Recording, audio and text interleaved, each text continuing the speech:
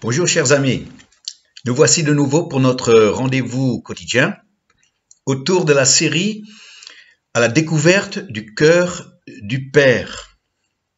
Nous sommes toujours dans l'évangile de Jean, toujours dans le chapitre 15, et le verset aujourd'hui est un verset vraiment qui est tellement riche. C'est le verset 15. Le verset 15 nous parle de la relation Jésus et ses disciples, mais va aussi nous parler de la relation Père-Fils. Comme ma série se concentre sur le Père, la personne du Père, j'aurais pas grand-chose à dire sur ce que ce verset contient au niveau de la relation Jésus et ses disciples. Par contre, il y a une précieuse vérité concernant la relation Père-Fils. Alors, le verset 15 de Jean 15, le voici. « Je ne vous appelle plus serviteur, parce que le serviteur ne sait pas ce que fait son maître. Mais je vous ai appelé ami, parce que je vous ai fait connaître tout ce que j'ai appris de mon Père. » Alors ici, nous avons le Père et le Fils grand F, F majuscule. Et comme on a dit depuis le début de notre série, une nouvelle perspective sur ces versets est possible lorsque nous mettons un F minuscule à la place du F majuscule. Et quand nous comprenons que nous sommes nous-mêmes les fils du Père, tout ce qu'il dit et tout ce que le Fils dit, que Jésus dit concernant son Père, prend une autre dimension pour nos vies. Alors, nous avons ici un Père qui enseigne, un Père qui forme, un Père qui instruit, et un Fils qui apprend. Le Père a appris à Jésus, et Jésus maintenant est en train d'apprendre à ses disciples. Donc, il y a une notion de transmission de connaissances.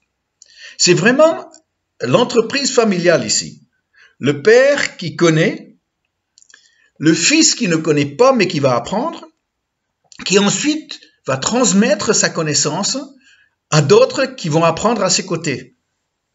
J'ai eu un très bel exemple d'une entreprise familiale dans une famille qui sont très proches de Denise et moi, dans la région parisienne. Ils ont une entreprise familiale dans la fabrication de nougat. Et curieux parce que j'aurais pensé que c'était surtout à Montélimar qu'on produit du nougat. Eh bien non, ici dans la banlieue parisienne, il y a aussi des producteurs de nougat dans cette famille. Et quand j'ai compris l'histoire, j'ai compris qu'il y avait cette transmission de connaissances de la fabrication du nougat. C'est le père qui a monté l'entreprise, qui a acheté les bâtiments, qui a commencé à acheter ses premières machines et qui a lancé l'affaire en cherchant des clients.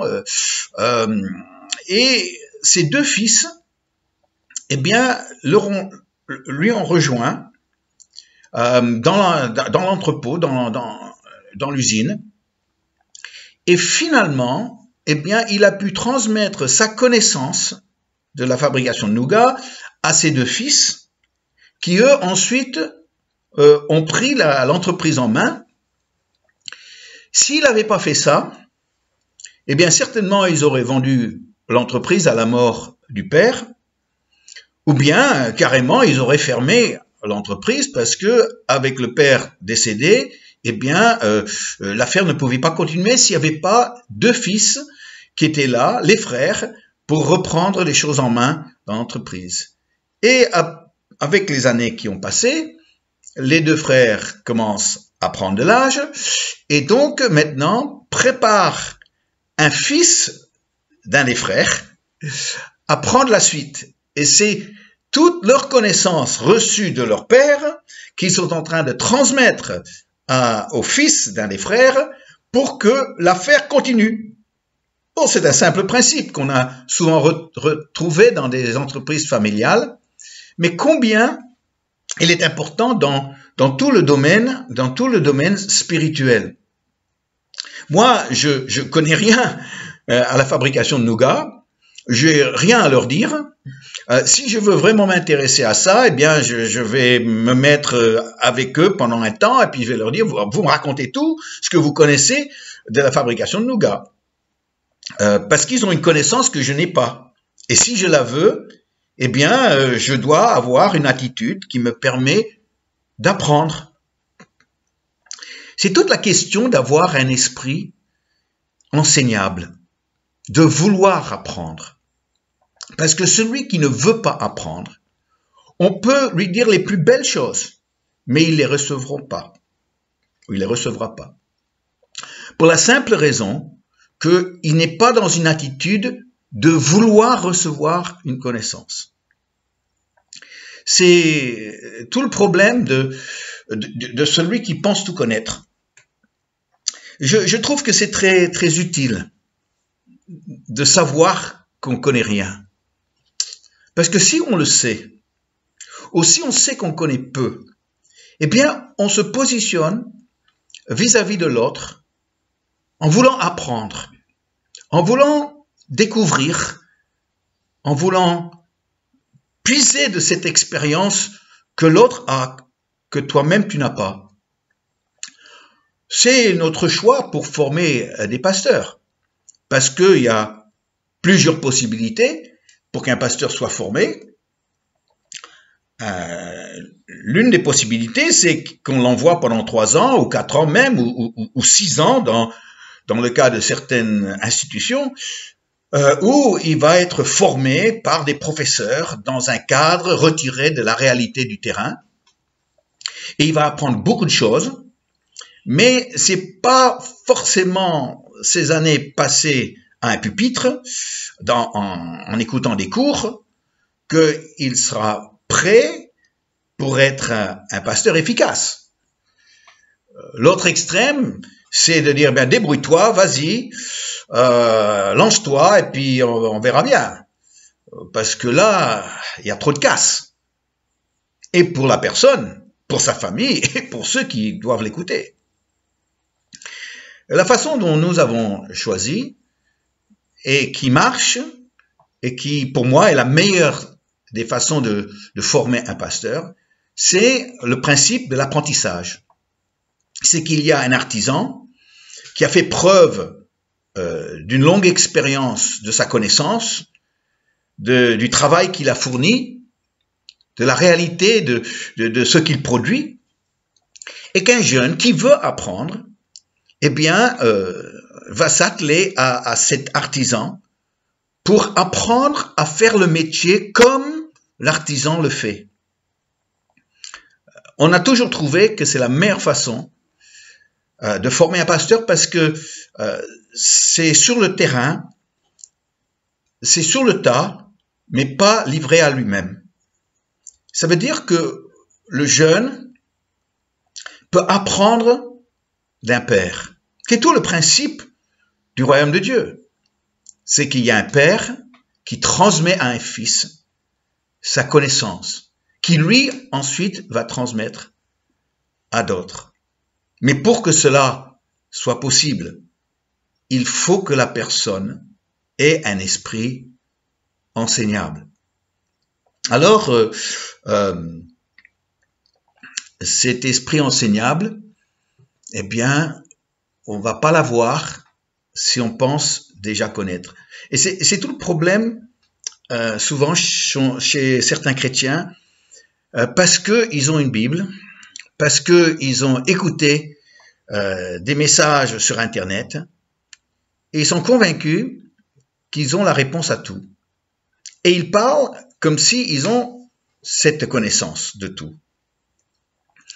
Et pour celui qui a fait preuve de longues années d'expérience et de réussite sur le terrain, eh bien, c'est comme si ça compte pour rien. Il n'y a pas si longtemps que ça, il y a quelqu'un qui est venu au milieu de nous et qui a demandé le baptême. Et nous avons parlé avec lui, j'ai parlé avec lui, et puis je voyais qu'il était engagé dans sa foi en Christ, et donc j'ai accepté de faire son baptême. Peu de temps après le baptême, il est venu à une réunion, et déjà cette personne a commencé à nous faire la leçon.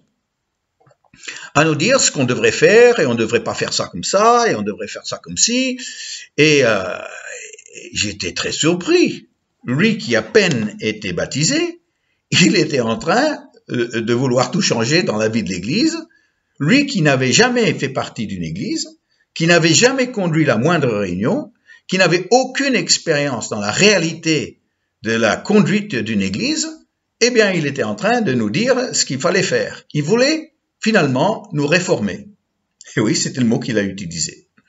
Et finalement, il se donnait cette autorité parce que, et je le cite, à la maison, j'ai 15 différentes versions de la Bible. Eh bien, cher ami, tu peux en avoir 30, mais c'est pas pour ça que tu as une expérience, que tu sais ce qu'il faut faire. Et c'est le problème d'être pas enseignable, de croire tout connaître. Eh bien, j'ai dû dire à cette personne, écoutez, dans cet état d'esprit, il faudrait trouver une église qui te fait cette demande. Parce qu'ici, nous ne te faisons pas cette demande. Bien sûr, on ne l'a plus revue, cette personne. Si c'était un cas exceptionnel, je vous en parlerai pas. Mais combien de fois je me retrouve devant des chrétiens qui eux-mêmes n'ont pas réussi, qui n'ont pas montré qu'ils ont des fruits pour leur travail, concrètement, mais qui sont des théoristes. Ils ont beaucoup de leçons à donner aux autres. Et ils ont l'impression, parce qu'ils ont une Bible, de tout connaître. Alors cet esprit enseignable part d'une humilité. C'est de dire je veux apprendre auprès de celui qui a montré qu'il sait faire, qui a montré qu'il peut faire. Et vous savez, cet état d'esprit, eh bien, on le retrouve dans sa relation avec le Père. Parce que celui qui a un esprit enseignable, le Père pourra l'enseigner. Et comment enseigne-t-il celui qui est fils? Eh bien, il lui enseigne, il enseigne par les choses qui vont lui arriver, des choses que le fils va devoir vivre, et comment il va réagir, comment il va répondre sur le plan spirituel, comment il va répondre sur le plan personnel aux choses que le Père permet dans la vie. Oui, il va apprendre à travers sa lecture de la parole de Dieu, son étude de cette parole de Dieu, mais il va aussi apprendre la réalité de la vie et cette relation avec Dieu qui permet d'apprendre fur et à mesure, étape par étape, événement par événement, de ce que nous allons vivre. Alors aujourd'hui, celui qui a plutôt des leçons à donner à Dieu, eh bien, il ne va jamais rien apprendre dans cette relation père-fils. Celui qui va plutôt dire à Dieu ce qu'il devrait faire. Et quand il ne le fait pas, selon la volonté de la personne, eh bien, soit il boude, soit il se révolte, soit il rentre en dépression, simplement parce que Dieu n'a pas fait comme il l'aurait voulu. Et le problème, c'est un problème d'humilité. C'est un problème de penser, tout comprendre, tout connaître, et commencer à vouloir apprendre à Dieu comment être Dieu. C'est ridicule, n'est-ce pas? Mais malheureusement, eh bien, peut-être pas aussi, je dirais, crûment dit, mais quand même, parfois, dans l'attitude des gens, c'est un peu ça, moralisateur, donneur de leçons. Quand on a tellement de leçons, nous, à tirer, à apprendre auprès du Père. Alors, moi, ma prière aujourd'hui, pour chaque personne qui m'écoute, eh bien, c'est que nous ayons cette position d'humilité, où nous voulons vraiment apprendre auprès du Père, apprendre auprès de ceux qui ont déjà appris auprès du Père, afin que nous puissions, nous, être les amis de Jésus et les fils de son Père céleste. Je vous invite à prier avec moi cette prière tellement importante, la prière de prendre la place de l'humilité plutôt que la place de celui qui connaît tout. Père, aujourd'hui, on est dans un monde qui veut parler, qui n'écoute pas. On est dans un monde où on dit il faut se battre, il faut s'assumer, il faut s'imposer. Un peu de connaissance est dangereux parce qu'on ne réalise pas le manque de connaissance que nous avons. On dit des choses sans vraiment les comprendre. Et les personnes sont peut-être impressionnées. Et c'est seulement par la suite qu'ils découvrent que finalement, ce que nous avons dit n'est pas tout à fait juste, ne marche pas forcément. Oh Père, Père, apprends-nous à apprendre auprès de toi. Apprends-nous de prendre la petitesse devant ta grandeur, pour que nous puissions avec toi grandir, pour que nous puissions apprendre auprès de toi et auprès de ceux qui ont appris auprès de toi, afin, Seigneur, que tu formes de véritables disciples, des disciples qui manifestement par la vie qu'ils mènent montrent que Dieu est avec eux, qu'ils ont compris comment tu fonctionnes, Père, qu'ils ont compris selon ta volonté. Alors aujourd'hui, dans un monde où de plus en plus l'orgueil se manifeste, le moi prime, eh bien Seigneur, Père, apprends-nous à apprendre, à recevoir la leçon plutôt qu'en donner. Et avec cela, Seigneur, nous allons acquérir de la sagesse, nous allons acquérir de la connaissance, nous allons acquérir de l'expérience. Et notre vie dégagera l'odeur, le parfum de quelqu'un qui a appris auprès du Père. Merci. Oh mon Dieu, combien c'est le choix que j'ai fait pour ma vie. Et c'est mon souhait pour chaque personne qui partage ces moments avec moi chaque jour. Merci pour encore nous apprendre tout au long de notre vie. Amen. Amen. Eh bien, nous sommes là, aujourd'hui, dans cette attente d'apprendre. Que le Seigneur vous bénisse. Et je vous dis à très bientôt pour un autre verset à la découverte du cœur du Père. Au revoir.